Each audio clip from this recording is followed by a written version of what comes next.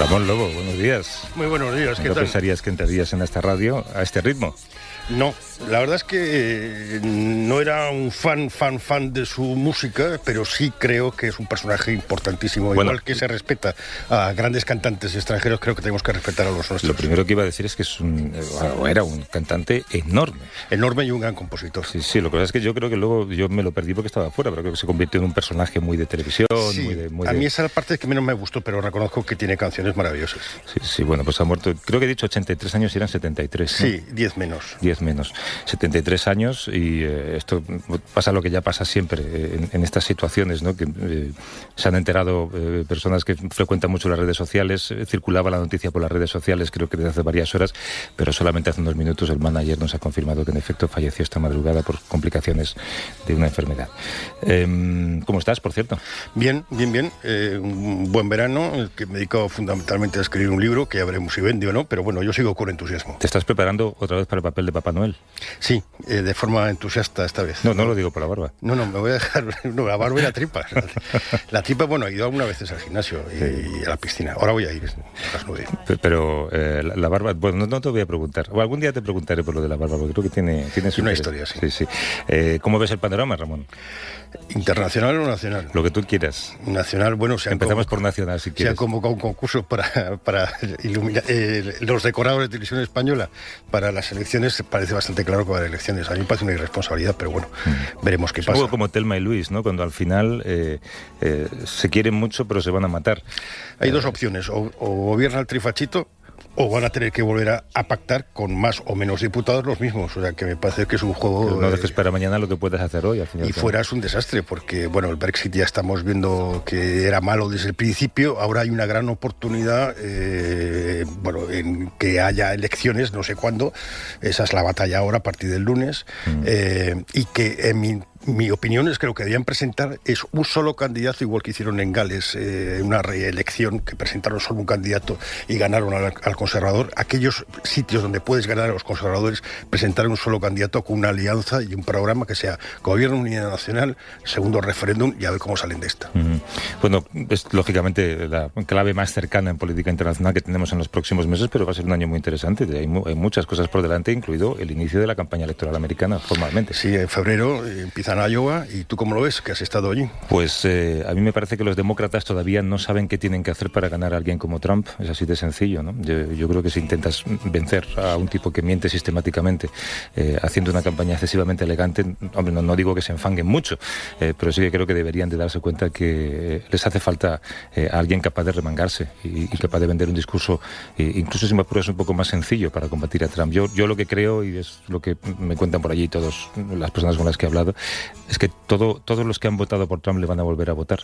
La clave es si todos los que no votaron por Hillary se movilizarán para votar por alguien dentro de 4 años, ¿no? Sí, ahí la clave va a ser quién eligen, cuál va a ser el ticket, quién va a ser el candidato o candidata. Y después lo que decías, el otro día el Guardian publicaba un artículo que hablaba de esto, que los demócratas van a tener que enfangarse, van a tener que bajar al barro si quieren combatir a Trump. Claro. Bueno, pues empezamos con lo nuestro. Vamos. Venga. I've been walking the streets of this ghost town with a bottle of drag clenched in my fist, so I ain't gonna be lonely tonight, 'cause we're hot when we're cold and love's rivers go by. You turn around and say that this is crazy and useless. Well, all these excuses, who they all want me to be. And I don't know why you love me, leave Leí me. un ensayo este verano, Ramón, de David Brooks, ¿sabes? El ensayista del New York Times, que tiene unos libros maravillosos. Por cierto, estuvo en España hace unos meses, charló con Rafa Panadero, en el que decía que la gente, o que estamos en una sociedad en la que la gente intenta construir un currículum académico y nadie se preocupa de construir lo que él llama el currículum de su funeral. Y es qué dirán de ti el día que te mueras, ¿no? Y él lo vincula todo con el modelo educativo. Entonces él se fue a varias universidades e intentó preguntar a los rectores actividades que hacen para que los alumnos sean mejores personas, no solamente mejores académicos o mejores estudiantes o mejores profesionales en el futuro.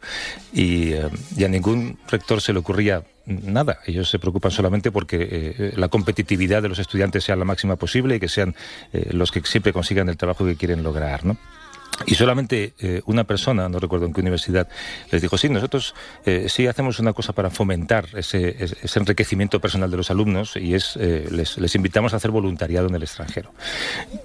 Es un tema del que quería hablar contigo, lo que llaman el volunturismo. Es una especie de moda por la que un joven, muchas veces es un joven con enormes posibilidades económicas, pasa una semana en un país afectado por algún tipo de crisis o un país del tercer mundo y regresa a su país pensando que ha salvado el mundo. Es el síndrome del Salvador Blanco, lo llaman algunos. Sí, ¿no? O peor, con unas cuantas selfies, ¿no? Ahí hay de todo. Ahí depende primero de la organización que te lleva a dónde y a elegir bien el sitio. Después, cuál es tu actitud ante esa experiencia, si esa experiencia te va a modificar tu punto de vista, por ejemplo, de qué forma vas a modificar tú la ayuda, con tu ayuda a esta gente. Hace poco hubo un caso de una profesora de un colegio de Barcelona que murió en Costa de Marfil en un accidente de autobús. Bueno, este colegio iba a pintar una escuela en Costa de Marfil. En Costa de Marfil hay pintores, no necesitamos ir a pintar ninguna escuela, claro. Tú no pintarías tu propia escuela. Y después lo más grave es que esta gente, si de estudiantes de Costa de Marfil los queremos traer aquí para que pinten nuestra escuela, no les vamos a dejar porque no les vamos a dar visado. Entonces hay una estructura que gran paradoja. Sí, hay una estructura que no es la adecuada, pero sí es importante que haya personas que vayan y tomen conciencia. Hace poco había un vídeo en Facebook maravilloso de niños que les preguntaban, ¿tú qué quieres ser de mayor? Y ellos decían, youtuber, famoso. Y luego la misma pregunta se hacía en Uganda. Quiero comer, quiero una escuela, quiero viajar. Y después ponían los vídeos de los niños africanos a los niños españoles y los niños se quedaban conmocionados. Y una niña dijo, a mí me gustaría tener superpoderes para que estos niños consiguieran sus sueños. Ese tipo de cosas son muy importantes. Claro, pero si todo se reduce a un viaje de una semana para, yo qué sé, pues construir pozos en Honduras, ese chaval, que seguramente es de buena familia, que ha hecho ese viaje, vuelve con una idea fija del mundo, y es que el mundo se divide entre los que tienen y los que no tienen, en lugar de pensar que el mundo es un lugar global en el que todos coincidimos, ¿no? Y seguramente vuelve también con un sentimiento de autocomplacencia, ¿no? Y yo no sé si eso, cuando crezca, va a ser mejor o peor para su carácter, con la sensación de que él ya ha hecho bueno por el mundo, ha estado una semana construyendo pozos en Honduras y cuando eso le vale. Yo nunca he tenido muy claro, por ejemplo, esto de tenerse niños de Chernobyl o del Sáhara o de cualquier sitio con una situación dramática. Está bien porque te los traes, los tienes un día aquí 15, 20 días viendo lo que es la vida de verdad y te los devuelves a su casa. Pero sí es cierto que es importantísimo crear puentes. Que esos puentes estén mejor o peor, da igual. Se crean puentes y luego vamos a mejorar los puentes. Supongo que entre estas organizaciones habrá algunas que lo hacen mejor y algunas que lo hacen peor. Bueno, pues te decía que hay acuñado una palabra, por lo menos en inglés, que es volunturismo, que es una especie de voluntariado mezclado con turismo, que está muy en boga en los últimos años.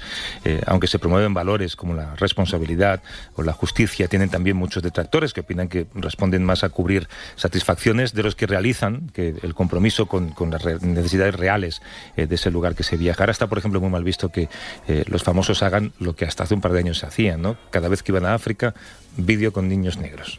Esto ahora está casi prohibido en las redes. Sí, pero ahí hay una cosa que, por ejemplo, a Gervasio Sánchez le enfada mucho que se lo digamos. Cuando Lady Di fue a Angola a hacerse 4 fotos, parece que haciendo que desminaba, da igual, no está desminando, no está haciendo nada, es una foto, vale, pero esa mujer con esa foto está poniendo a muchísima gente en la historia de las minas que ni siquiera sabía que existía ese problema.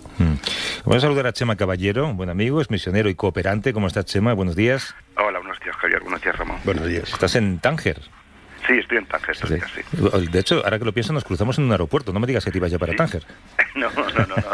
Yo no me acuerdo si es verdad. La última que nos vimos estábamos en Barajas, me parece. Es verdad. Oye, el turismo solidario, Chema, gana cada vez más adeptos. ¿Tú crees que hay beneficios claros de ese turismo? Como decía Ramón, teníamos aquí un pequeño debate. No, yo creo que lo habéis explicado muy bien. Yo creo que siempre depende de la persona, de dónde se vaya y sobre todo de la preparación que se haga para ese viaje, ¿no? Es decir, ir una semana, 2 semanas a cualquier país del mundo no sirve a nada si no hay una buena preparación, si no hay un proyecto detrás donde te integras y te permite sobre todo conocer la realidad y cambiar tus estructuras mentales, ¿no? Y eso pocas veces se hace, es lo que yo creo. Yo viajando por África me he encontrado con muchas situaciones, con muchos escenarios diversos, y he visto que la mayoría de los casos es simplemente vacaciones o vacaciones, lo que decías, hacerte unos selfies, unos vídeos, decir que bueno soy, ponerlo en las redes sociales, y cuando vuelves a tu mundo nada cambia para ti. Claro, yo decía que al estudiante típico americano esto forma parte un poco de su currículum. Lo tienen que hacer una vez, pero ninguno de ellos en el futuro se va a acordar de aquello o va a volver a hacer algo por ese país en el que estuvo. Pero si hay una buena preparación, si se va a un proyecto, hay gente que se engancha, que es capaz de cambiar su vida, de prepararse y de hacer opciones vitales que vayan encaminadas a cambiar esa realidad que ha conocido, ¿no? Entonces, una experiencia bien enfocada realmente puede ser positiva. Una experiencia mal enfocada no sirve para nada. ¿Cuáles son las principales consecuencias que puede tener esto? ¿Perpetuar las diferencias económicas, por ejemplo? O incluso, como decíamos, no respetar tradiciones locales y te metes en fregados que son insultantes para esa población. Sí, bueno, no sé, también se ha visto, por ejemplo, hace pocos un vídeo de más justo aquí en Tánger, ¿no? Una turista americana que pasaba por el zoco de Tánger, aquí todo el mundo lo cuenta, y vio unas gallinas en unas jaulas para vender y montó todo un pollo para que se liberasen esas gallinas que estaban sufriendo metidas en las jaulas, ¿no? Sin pensar que este es un hombre que viene de su campo a vender sus gallinas, etcétera, etcétera, ¿no? Y aquí te lo están contando constantemente lo absurdo de esta situación, ¿no? Porque traemos nuestros prejuicios, traemos nuestras convicciones, traemos nuestro mundo occidental y lo trasladamos sin ningún tipo de filtro, ¿no? Sin saber el contexto, la realidad que se vive en estos países. Y entonces al final lo que estamos perpetuando son tópicos que tenemos sobre África, que es lo que yo conozco, y seguimos perpetuando así los pobres negritos, pero mira, son muy pobres, pero a pesar de eso siempre sonríen, siempre están dispuestos a jugar. Somos gente que por el hecho de ser blancos podemos venir a África y hacer cualquier cosa, no hace falta prepararnos. Y otra cosa que también me da mucha rabia es que vemos a África como un solo país, ¿no? Y ya sabemos que África no es un país, que es una diferencia entre Senegal y Mozambique. Hay diferencias infinitas, lengua, cultura, religión, tantas cosas, ¿no? Y vemos a toda África como lo mismo, y no da lo mismo donde vayas, es igual, haces no tienes por qué prepararte, son negros, puedes hacer cualquier cosa, puedes darle aquello que te sobre. Entonces estamos perpetuando todo ese tipo de tópicos. Pues la paradoja es que ellos no pueden venir aquí de vacaciones también a aprender de nosotros, que igual les vendría bien. Claro, sería muy interesante que igual que nuestros jóvenes cada vez hay más campos de verano en África, ¿no? Experiencias de una semana, de 2 semanas en distintos países del continente, que los jóvenes de africanos pudiesen venir a España también a compartir en campamentos de verano, contar sus experiencias y ver cómo es este otro mundo, ¿no? Sería muy enriquecedor para las dos partes también. Y para esta parte, para la parte occidental, ¿cuál sería el procedimiento correcto? Sería detectar qué hace falta y facilitar soluciones que fueran sostenibles en el tiempo, no solamente un viajecito de 15 días, ¿no? No, yo creo que ya hay gente que lo está haciendo muy bien. Hay ejemplos muy claros como Cerca y Lejos, Plain, algunas otras ONGs que durante todo 1 año o 2 años preparan a la gente, les cuentan lo que están haciendo, están implicados aquí en estudiar, en hacer actividades, e intentar cambiar la mentalidad y el concepto que se tiene de África, y después ya con todo esto se baja a terreno, se trabaja en un proyecto que lleva años funcionando, no caes como un paracaidista a mitad de la nada, y cuando esas personas se van, otras personas vienen y el proyecto sigue y va avanzando, ¿no? Y es lo que realmente hace que las cosas pues tengan una continuidad y al final tengan un impacto en ese lugar donde se está trabajando. Yo creo que la clave, y algunos de vosotros lo decís, es que si haces uno de estos viajes, lo hagas con la intención de aprender, no de ayudar.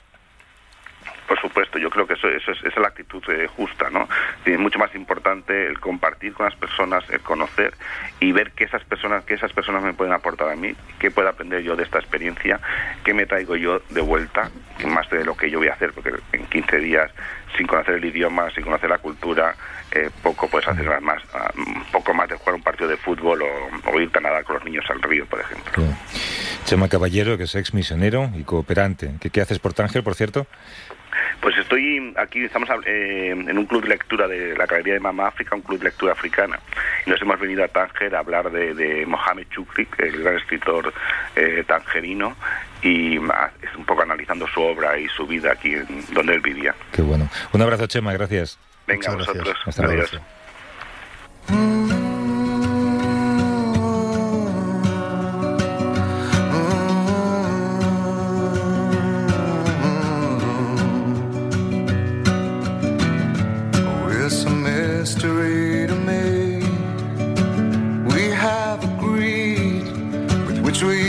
Comentábamos que cada vez son más las personas que se decantan por este tipo de viajes o que lo quieren tener en su historia de Instagram. Luis Pedredol y su hija Eva estuvieron en Perú y piensan repetir. Francisco Delgado ha estado ya en 3 proyectos, el último en Kenia. Son 3 personas escogidas al azar. Con ellos ha hablado Beatriz Nogal. Pues en Perú estuvimos en el mes de junio, salimos el día 23 de junio y estuvimos hasta el 10 de julio en la ciudad del Cusco, en el barrio de San Jerónimo, en el proyecto de Cusimaquí. Pues he ido a Kenia el pasado mes de agosto entero.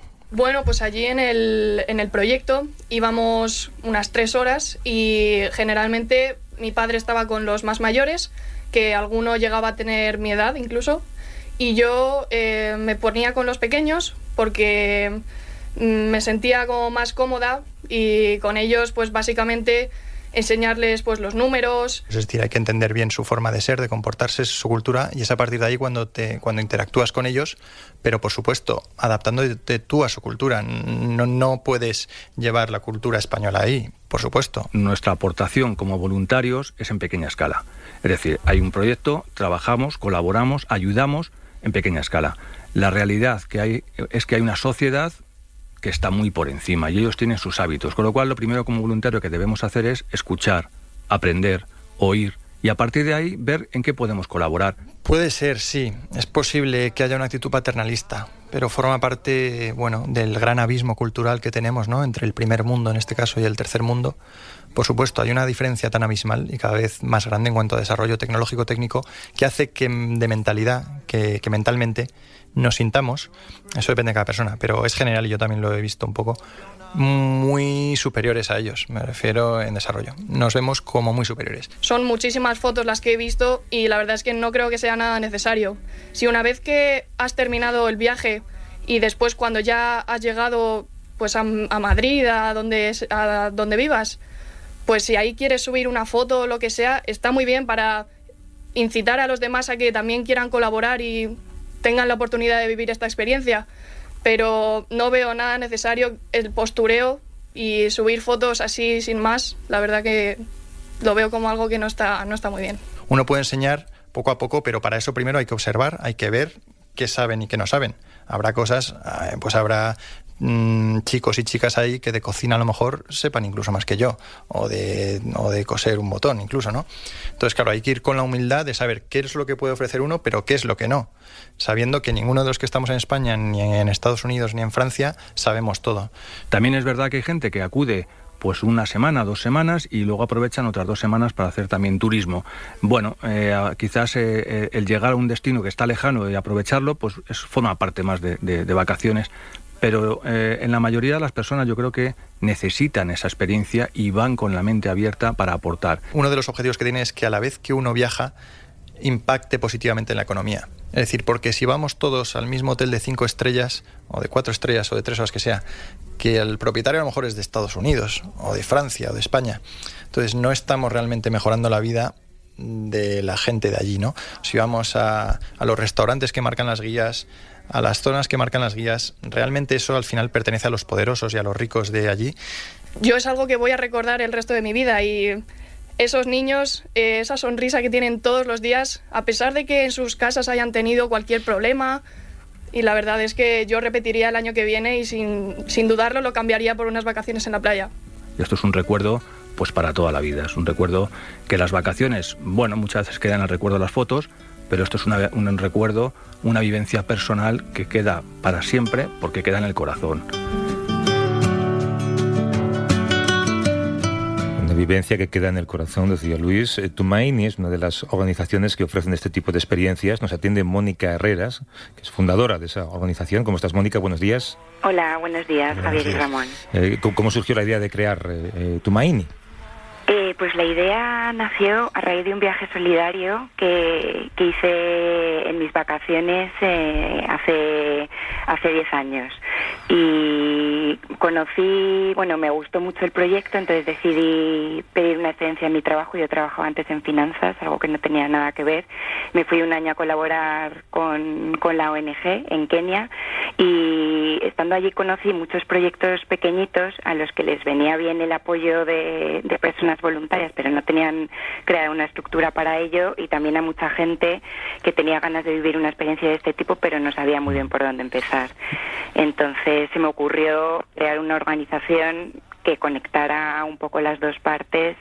Pues por un lado no desaprovechar las ganas que tienen muchas personas de vivir una experiencia de este tipo, y también apoyando a las ONGs. ¿Pero seleccionáis a los voluntarios para aseguraros de que van por las razones adecuadas, digamos?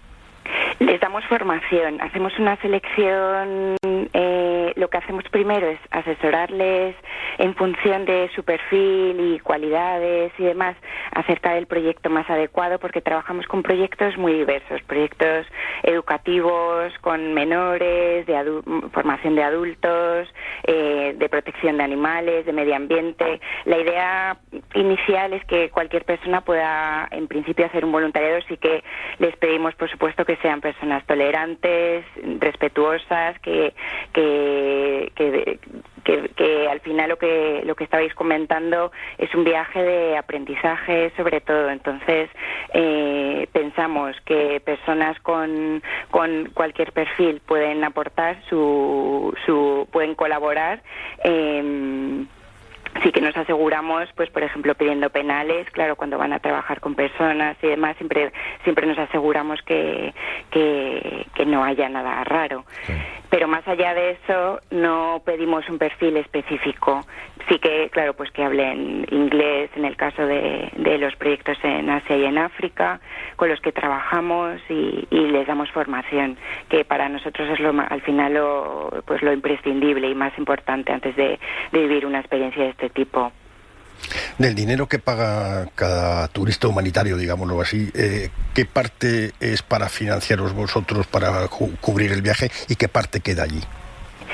A ver, el importe que pagan las personas que viajan es un importe fijo de 290 euros el máximo, fijo en el sentido que si son, pues 290 es el máximo, y luego si repiten, eso se va reduciendo.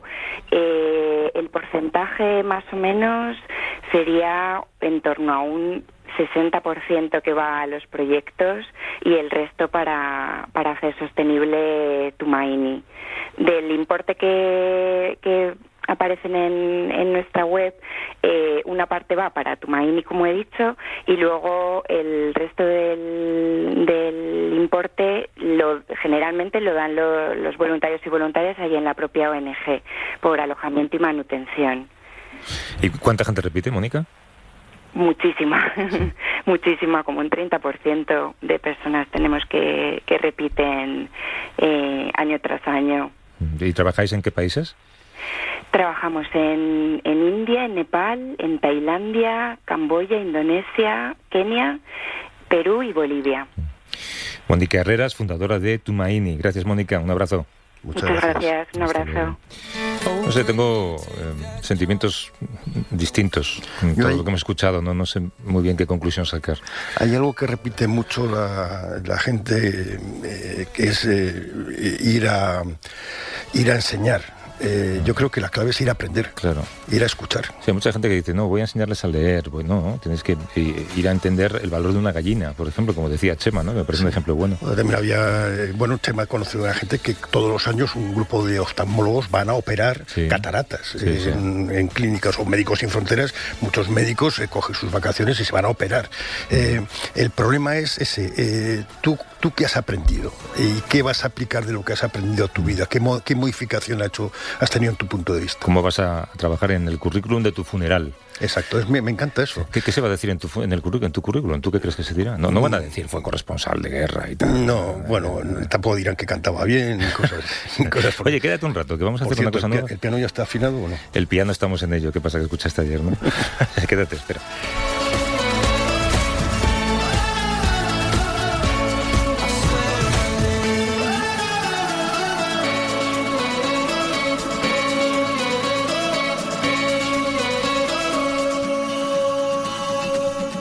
A vivir que son 2 días. Javier del Pino.